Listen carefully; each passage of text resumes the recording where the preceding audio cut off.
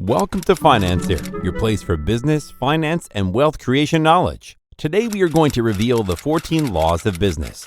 Law number 1. You don't make money, you take money. Money isn't something you simply make out of thin air. You take it from someone else. You're not the Federal Reserve Bank. You don't print money.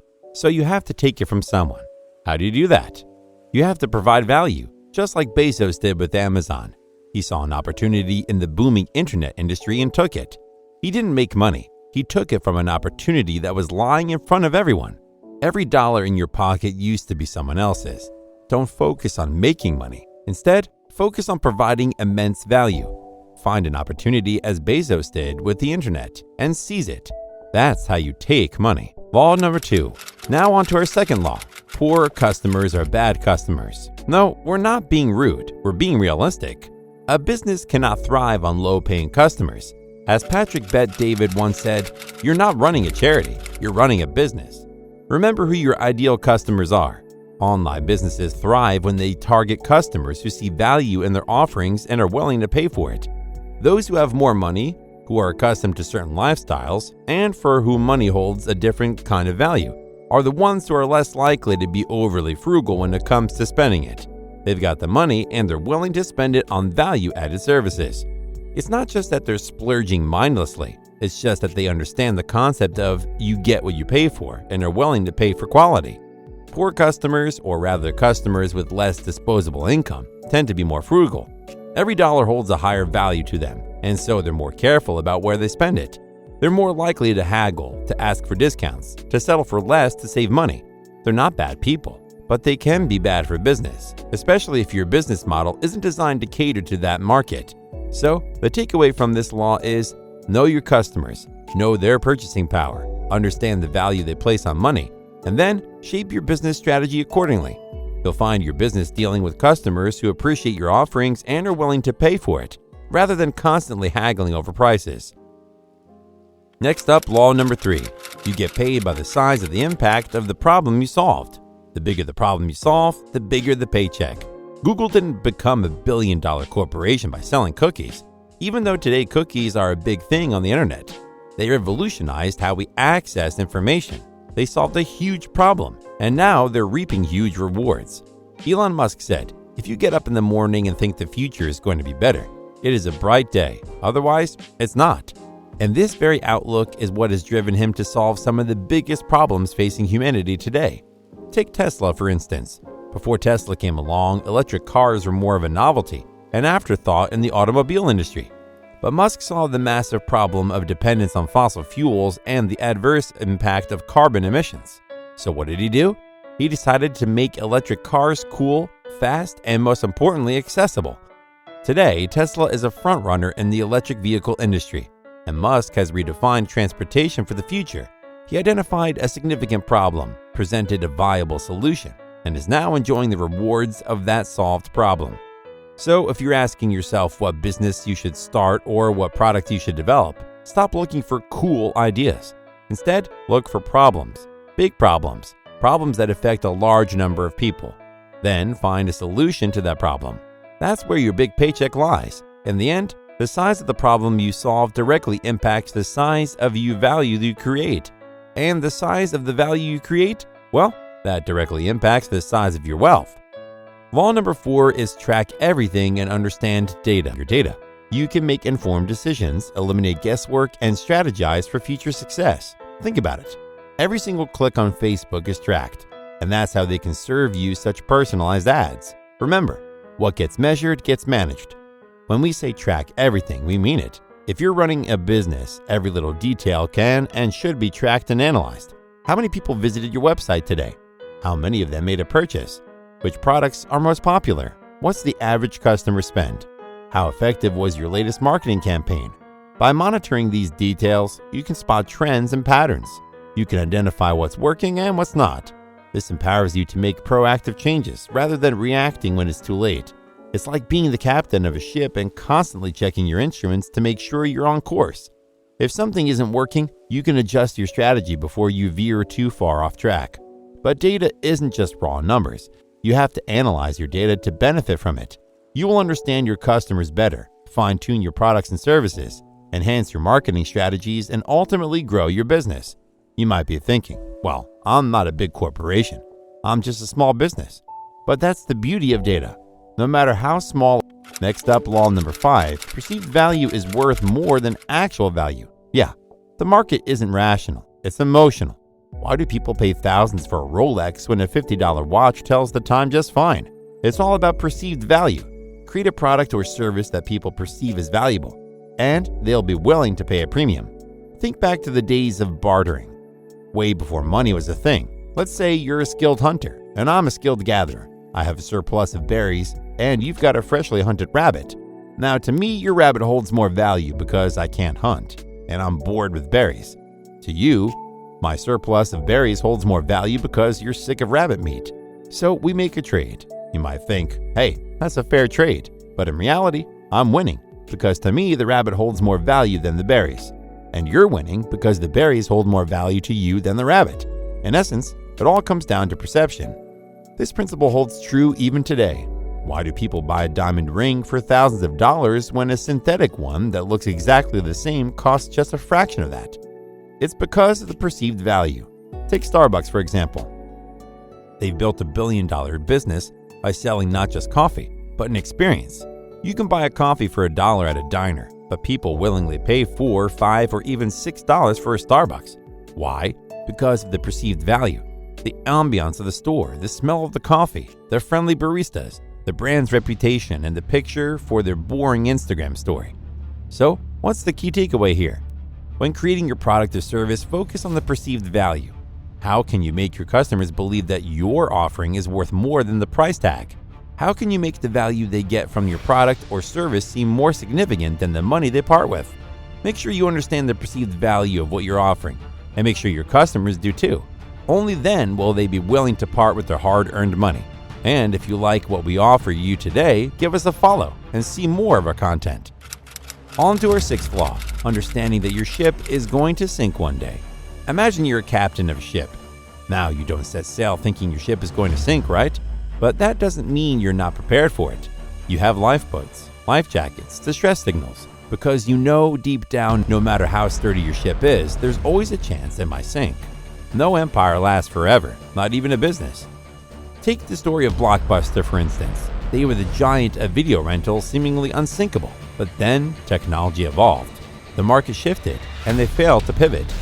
They couldn't foresee their ship was sinking, and when they did, it was too late. The end result? Blockbuster filed for bankruptcy in 2010, while Netflix, who foresaw the shift towards online streaming, is now a billion-dollar giant. Your ship might be sailing smoothly now, but always have a lifeboat ready. Know when to abandon ship and swim to a new opportunity, because in the end, every ship is bound to sink. It's how you prepare and react to it that matters. Law number 7, sell your product and afterwards your business. As entrepreneurs, we often get attached to our businesses. But remember, at the end of the day, your business is a product and it's up for sale at the right price. Even Musk has admitted that he'd be willing to sell Tesla under the right conditions. So build your business with an exit strategy in mind. All right, financiers, here's the thing. As business owners or business becomes our baby, and thoughts of selling it off might feel like parting with a piece of ourselves. But that's where we need to change our mindset. A business isn't just something you run. It's something you build and then sell. It's an asset, not an identity. What about our online entrepreneur guru, Iman Gadzhi? He sold his first successful venture, AIG Media, when he was just 20 years old. Why? Because he knew that selling it off would give him the financial resources to start new ventures and expand his wealth. So, as you build your business, always have an exit strategy. Design your business in such a way that it could run without you. And when the time comes, don't be afraid to let go and sell. Remember, as an entrepreneur, you're not just in the business of running companies, you're in the business of selling them. Law number 8, understand the levels of money and income. Money isn't one-dimensional, there are levels to it. At the base, you have the wage earners, then the salary earners, small business owners, startup founders, and finally the big league investors. Each level has its own set of rules and strategies. Understand where you are and plan to climb the ladder. Self-financers, understand where you are in this financial mountain. Are you a wage earner looking to move up to a salaried position? Or a small business owner ready to take the startup plunge? Or maybe an investor looking to diversify your portfolio? Each level has its own set of rules, its own strategies. In climbing up, it's not just about earning more, it's about understanding more, about money, about risks, and about opportunities. It's not just the money that differs across these levels. It's the mindset, the approach, the risk tolerance. Starting with wage earners and salary earners, this group tends to think in terms of security. They look for stable jobs with good benefits. It's about ensuring the bills get paid and maybe having a bit left over for savings or leisure. There's not much risk involved because their income is pretty much guaranteed as long as they do the job. Their mindset revolves around trading time for money. They clock in, they clock out, and they get paid. But when we shift to startup founders and investors, the game changes drastically. They're not thinking in terms of hours spent. They're thinking in terms of value created. They understand that their income isn't limited to a salary or hourly wage. Instead, it's tied to the potential value they can create and deliver to the market. Law number 9, think like a slave owner. Now, don't get this twisted. We're not condoning the atrocities of the past. We're using this as a metaphor. Your business is a system, and every part of that system should be working towards your goal. If a part of your system isn't serving its purpose, it's time to replace or fix it. You see, when we're just starting out, you might be doing everything yourself. That's fine initially, but if you want to grow, you need to start thinking differently. Consider the billionaires we know, the Bezos, the Musks, the Zuckerbergs. They aren't doing everything themselves. Instead, they're leveraging the labor and expertise of others to multiply their output. Bezos doesn't pack the boxes. Musk doesn't assemble Teslas. Zuckerberg doesn't code all for Facebook. They've set up systems and have people running those systems for them. It's not because they can't do these tasks. It's because their time is better spent on high-impact activities like strategy and expansion. This is where our metaphor comes into play. Thinking like a slave owner means understanding that your time has value and that you can use other people's time to increase your wealth. By hiring people who specialize in certain areas, you are leveraging their skills to increase your income. You are creating a system where your business can function and make money without your constant input. Share this video with one of your hustle bros. Maybe he'll start to focus on systems and delegation and finally achieve what he's talking about the whole time. We regularly dish out wisdom just like this. So follow us if you get value from it. All right, back to it. Law number 10. Work on your business, not in your business. As an entrepreneur, your job is to steer the ship, not to row the boat. Don't get so bogged down in the day-to-day operations that you lose sight of the bigger picture. Your role is to strategize and guide, not to micromanage.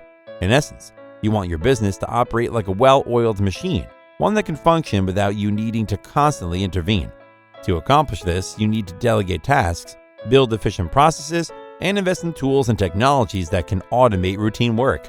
Delegate responsibilities and allow your team to perform their tasks independently. This gives you the freedom to focus on higher-level strategic decisions. Imagine being the conductor of an orchestra. Don't play each instrument. You coordinate all of them to create a harmonious symphony. As the leader of your business, your focus should be on improving the business model, exploring new opportunities, and steering the overall direction of the company. A real-life example is the story of Ray Kroc, the man who made McDonald's a global franchise. Kroc didn't focus on flipping burgers. Instead, he worked on the systems, procedures, and marketing that transformed a single fast food restaurant into a worldwide phenomenon. Law number 11. Fair does not exist. Someone always wins. In business, as in life, there are winners and losers, and that's okay. Your job is to make sure you're on the winning side as often as possible. As Bezos once said, business is not a charity. It's a competitive endeavor. So compete hard and compete to win. This might sound harsh, but it's the reality of business. If you don't focus on winning, you're likely to end up losing. Let's revisit our rabbit and berry example. Who wins in this exchange? Objectively, the other person does, because the rabbit, as a source of protein, would likely provide more nutritional value than any handful of berries. The value the other person gets is higher, so they win the exchange. In business, similar principles apply. You need to understand what you're up against so you can position your business to win. Up next, law number 12. Attention equals money. In today's noisy world, the one who commands attention commands wealth. Just look at all the social media influencers making big bucks. They have people's attention, and they turn that attention into revenue. So get your business noticed, grab people's attention, and hold on to it. Study the law and break the rules. The best entrepreneurs know the rules inside out, and then they break them. They create new norms and set new standards. They don't follow the crowd, they lead it. They're not afraid to challenge the status quo. But remember, We're talking about rules, not laws. Don't go breaking any laws now. When PCs dominated the tech industry, Jobs introduced the iMac, the iPod, the iPhone, each one a game changer, breaking the rules and norms of their respective markets. The result? A technology empire with a cult-like following and an influence that still resonates today. So, financiers, be knowledgeable about the rules of the game, but don't be afraid to change the game itself. That's where true innovation lies. Just remember, rules can be broken, but laws? Well, you don't want to be on the wrong side of those. And finally, law number 14, analyze, start, stick. First, analyze your market and your strategy, then start your venture. But here's where most people fail. They don't stick with it. Success often takes time, so don't jump ship at the first sign of trouble. Stick with it, hustle hard, and stay patient. Your time will come. A remarkable example is the success story of Andrew Tate and his team. He conquered social media. So how did he and his team do it? Let's break it down. First, they analyzed. They spent time understanding how TikTok worked. They knew the algorithm was in their favor. The platform pushes new content to people unlike other social media platforms.